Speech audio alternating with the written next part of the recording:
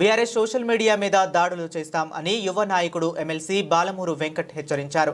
ఈ సందర్భంగా ఆయన మాట్లాడుతూ BRS party social media handles లో రేవంత్ రెడ్డిపై పోస్టులు పెడుతున్నారని, ఈ పోస్టుల మీద కేటీఆర్ వెంటనే క్షమాపణ చెప్పాలని, లేదంటే దాడులు చేస్తాం అని రేవంత్ రెడ్డిపై పెట్టిన పోస్టుల వల్ల తెలంగాణలోని యువత విద్యార్థుల మనోభావాలు దెబ్బతిన్నాయని ఆయన ఘాటు వ్యాఖ్యలు చేశారు.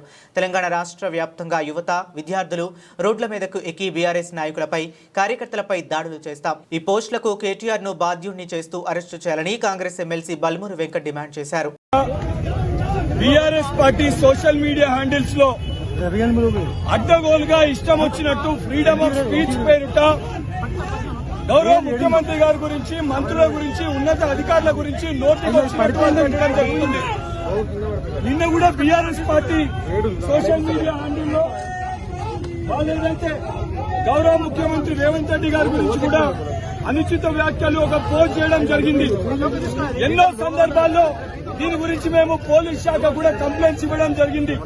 ఈరోజు ముఖ్యమంత్రి గారి పైన పెట్టిన పోస్టు ద్వారా తెలంగాణ రాష్ట్ర వ్యాప్తంగా ఉన్న యువత అందరూ కూడా, విద్యార్థులు యువకులందరూ కూడా వాళ్ళ మనోభావాలను దెబ్బతీసి గౌరవ ముఖ్యమంత్రి రేవంత్ రెడ్డి గారి గురించి మాట్లాడిన మాటల పట్ల అందరూ కూడా ఆవేశంతో రోడ్లెక్కే పరిస్థితి ఉంది.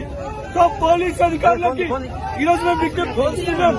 నిజామాబాద్ ఏదైతే జిల్లా పరిధిలో జిల్లా అధ్యక్షులు, అదేవిధంగా జిల్లా పరిధిలో ఉన్న నాయకులందరితో కలిసి నిజామాబాద్ సిపి గారికి ఒక కంప్లైంట్ కూడా ఈరోజు మేము ఇవ్వడం జరుగుతుంది.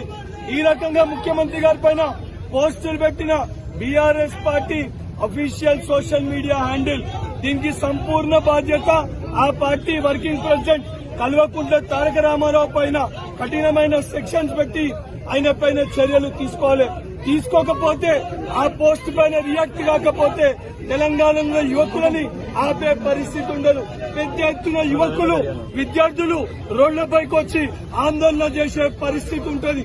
కేటీఆర్ పైన కూడా దీని బహిరంగ క్షమాపణ చెప్పకపోతే కల్వకుంట్ల తారక రామారావు పైన కూడా దాడులకి దిగాల్సిన పరిస్థితి ఏర్పడుతుంది.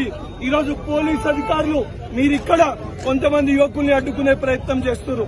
కానీ తెలంగాణ రాష్ట్రంలో ప్రజలందరూ కూడా ఈరోజు గౌరవ ముఖ్యమంత్రి రేవంత్ రెడ్డి గారి గురించి మాట్లాడితే ఆగే పరిస్థితి ఉండదు.